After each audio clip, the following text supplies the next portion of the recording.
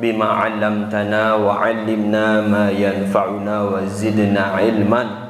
Rabbi zidni 'ilman warzuqni fahman wa 'amalan mutaqabbalan.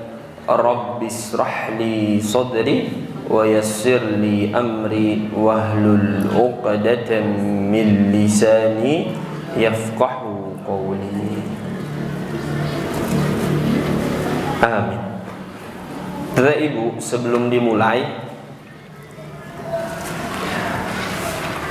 ada satu nasihat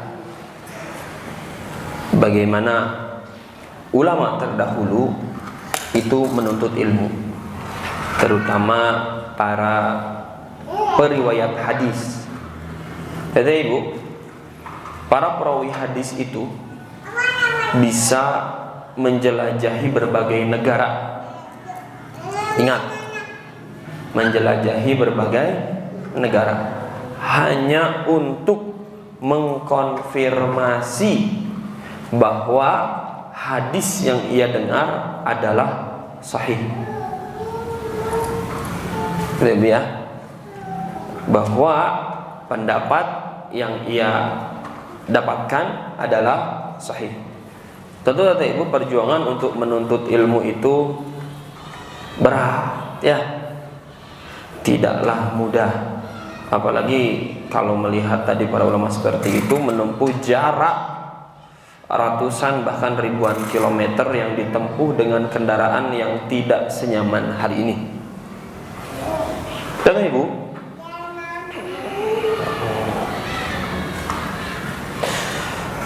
hari ini kita memasuki musim hujan, ya. Alhamdulillah sekarang sudah lebih banyak dibandingkan hari apa Ibu? Kemarin itu kita hari Kamis, ya, dibandingkan hari Kamis. Begini ya Ibu, memang kalau untuk sholat itu ya kita dapatkan rukhsah ketika hujan turun. Bagi yang laki-laki biasanya diutamakan ke masjid, maka saat ada rukhsah itu diperbolehkan untuk tidak ke masjid. Namun kata Ibu, lain halnya dengan menuntut ilmu selama hujan itu tidak membahayakan kita. Dalam artian hujannya tidak hujan es, hujan badai begitu ya, hujan yang memang masih bisa kita tembus. Maka saran dari Abi dan Ibu untuk segera membeli jas hujan. Kalau tidak tidak di online shop, bolehlah nitip ke kantin supaya dibelikan berjamaah. Jas hujannya seragam, sawarna gitu ya. Kenapa? Kata Ibu, seperti halnya hari Kamis kemarin disampaikan, ada kenikmatan kalau teteh ibu bisa memperjuangkan ilmu itu. Dan ingat teteh ibu, semakin perjuangan kita terhadap sesuatu itu besar, rintangannya semakin kita lalui, maka dia semakin kuat menempel pada diri kita. Contoh teteh ibu ya, ibu terutama ya, yang dulunya saat awal pernikahan begitu, mungkin ada yang tinggal bersama mertua ya, atau mungkin dengan orang tuanya, dilanjut dengan berusaha supaya bisa ngontrak, berusaha keras, diterjang itu capek, diterjang itu lelah. Semua kesulitan itu kita lakukan, maka akhirnya kita mendapatkan hari ini kenikmatan dan keindahan yang luar biasa, betul. Di masa kini teteh dan ibu oleh Allah sudah diberikan kenikmatan tempat tinggal, kendaraan, anak-anak yang baik pakaiannya, makanannya yang halalan, thayyiban. Itu semua didapatkan tentu dengan perjuangan. Dan ketahuilah, kita sering mendapatkan nasihat bahwa ilmu itu seperti hewan non. Ilmu seperti hewan apa? Assalamualaikum. Halo. Hah? Ilmu itu seperti hewan? Hewan apa ya? Hah? Kenapa kok takut salah? Jangan takut salah ya. Salah tidak tiba-tiba didatangi malaikat pencabut nyawa itu. Seperti hewan buruan. Apa buruan ibu? Nah itu buruan. Nah, itu buruan. Hewan yang kita buru. Maka untuk mengikatnya adalah mencatat. Betul? Itu nasihatnya. Tapi bayangkan nanti ibu, karakter hewan buruan itu bahasa Jermannya malingas itu ya, mudah lepas. Dan bayangkan sekarang di Majalaya tidak ada perubahan. Seingat saya bisa mengingat, hujan itu biasa datang sore hari ya. Dan bayangkan kalau kita seminggu tengawas, alasannya satu karena hujan, pasti lepas ilmunya, tidak mungkin tidak. Jangankan seminggu tidak ngaji ya, kalau habis libur ujian kan seminggu nggak ngaji tuh. Sehari 2 hari tidak ngaji, aduh apa ini, kok saya tertinggal pembahasan ini apa, sudah kelewat banyak. Maka nasihat pertama kata ibu, hujan itu kalau belum membahayakan, cobalah dinikmati supaya tiap tetesnya jadi saksi saat kita mulutnya tidak bisa membela diri. Maka hanya amal soleh kita. Bukankah saat kita sholat wajib fardu di titik ini, kemudian Nabi sarankan untuk melangkah 1 langkah saat mau melaksanakan sholat qobliyah atau ba'diyahnya, supaya apa? Memperbanyak saksi di akhirat kelak. Dan bayangkan kalau kita berangkat dengan kondisi hujan, tiap tetesan air hujannya itu menjadi saksi untuk kita di akhirat kelak. Bukankah kita butuh banyak penolong? Gitu ya, ibu. Abi tahu teteh ibu beresiko sakit, ya, beresiko sakit, marahme dan sebagainya begitu. Iya, kumaha deui gitu. Bismillah, insya Allah tidak sakit kok. Insya Allah bisa, ya. Kalau takut sakit, teteh ibu beli mobil. Nah, mual kehujanan ketirisan AC. Hoyong akan masih mobil di sana. Tercekap ada lebat ke mobilnya. Nah, didoakan beli rumah juga, beli mobil juga, haji juga, umroh juga sadayana itu ya. Begitu deh ya. Jadi intinya adalah kalau memang kita masih pola pikirnya itu hujan sedikit langsung izin, susahlah, tidak ada perjuangan yang lebih, begitu ya. Jadi berjuanglah itu ibu. Ilmu itu tidak mudah untuk kita dapatkan, karena akhirat pun harus kita perjuangkan. Itu. Kita lanjutkan belajarnya di. Oh iya, jangan merasa tersindir kata ibu ya. Ini mah bukan menyindir, ini mah menasihati.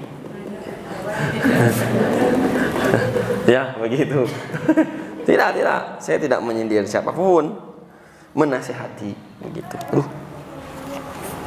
Baik kata ibu, kita masuk ke pembahasan berikutnya, masuk ke jilid kedua. Ini tulisannya semester 1 bab 1. Yang dulu apa ya? Semester 0 berarti gitu.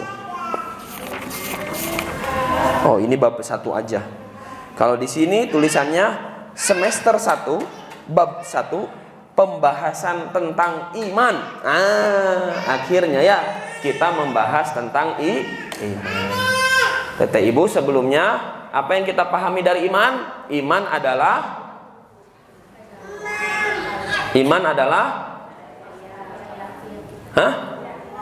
yakin, percaya.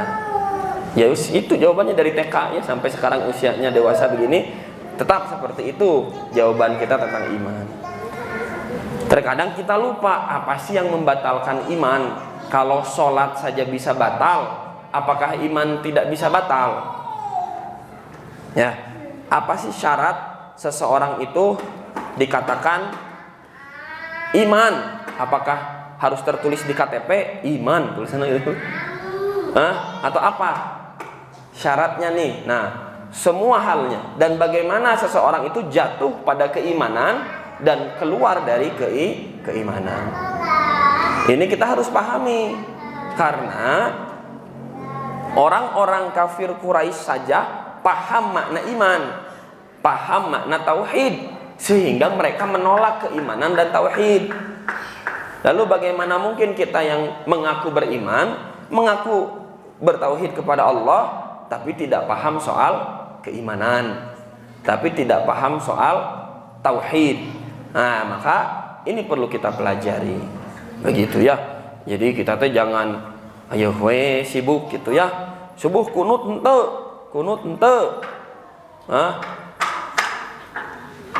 nggak mau kunut silakan, mau tidak juga tidak apa-apa. Yang salah mah kalau sujudnya beres tidak itu kening duluan, itu salah gitu ya. Jadi teh ibu, kita bahas juga ini soal keimanan.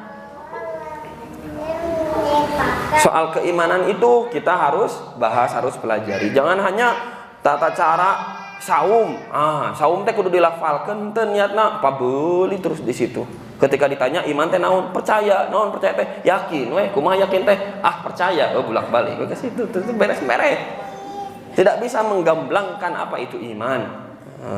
Maka kita perlu membahas lebih detail apa itu iman. Ya. Apa beda iman dengan Islam? Apa beda iman dengan Islam? Iman dan Islam dua hal yang berbeda, tapi bersatu.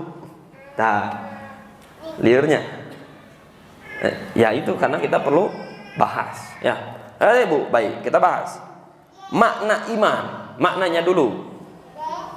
Poin A, definisi iman secara bahasa. Secara etimologi, secara bahasa, iman berarti pembenaran hati. Belah mana disebut iman itu percaya. Secara bahasanya juga iman itu adalah pembenaran hati. Bukan iman artinya percaya, bukan. Iman itu artinya pembenaran hati. Itu secara bahasa. Poin B, definisi iman secara istilah. Secara terminologi atau secara istilah, iman berarti pembenaran dengan hati, pengakuan dengan lisan, dan pengamalan dengan anggota badan. Beginilah mayoritas pendapat ulama. Bahkan Imam Syafi'i rahimahullah menceritakan bahwa ini adalah ijma para sahabat, tabi'in, dan generasi setelah mereka yang bertemu dengan mereka dalam keadaan beriman. Dari ibu, maka artinya apa?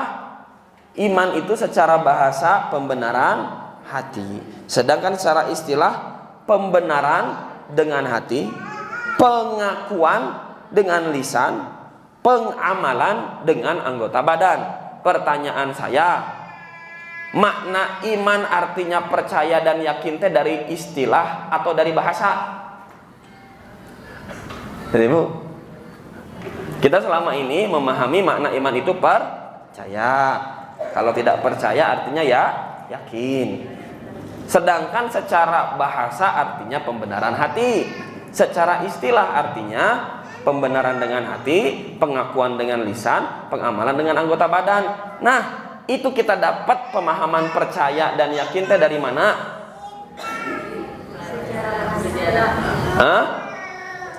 Dari mana? Dari perjalanan hidup. Dari beja cek cenah. Nanti kita ketemu kok sama ujungnya, yaitu percaya dan yakin. Nanti kita ketemu ya. Cuman sekarang kita perlu memperbaiki pemahaman kita terlebih dahulu ya. kita sudah tahu artinya secara bahasa pembenaran hati, secara istilah pembenaran dengan hati. Ya, pengakuan dengan lisan dan arkanu bil ya. Pengamalan dengan anggota badan. Kemudian Ibu, itu sesuai kesepakatan para ulama, sahabat, tabi'in dan generasi setelahnya. Jadi tidak ada perubahan. Kenapa ya ke telinga kita jadinya iman itu artinya yakin dan percaya ya? Padahal dari masa sahabat, tabi'in dan generasi setelahnya tidak berubah. Iman itu pembenaran hati. Nah, kita jadi percaya dan yakin ya. Poin C, penjelasan definisi iman.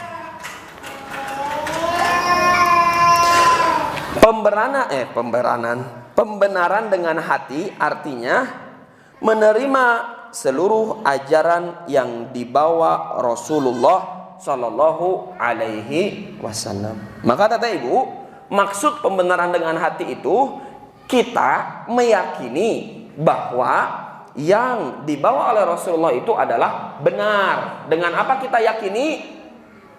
Dengan apa kata Ibu? Dengan hati. Kita lakukan dalam hati kita pembenaran. Kita katakan apapun yang disampaikan Rasulullah adalah benar. Dan apapun yang disampaikan oleh orang lain yang menyelisihi Rasulullah, maka itu keliru. Nah itu. Ya, itulah pembenaran dengan hati. Kemudian kita lanjutkan. Makna dari pengakuan dengan lisan. Apa itu maknanya? Pengakuan dengan lisan, yaitu artinya mengucap dua kalimat syahadat, bersaksi bahwa tidak ada ilah yang berhak diibadahi selain Allah dan bahwa Muhammad adalah utusan Allah. Berarti kalau kita meyakini saja dengan hati tapi tidak diucapkan dengan lisan, masuk ke dalam kategori iman atau tidak?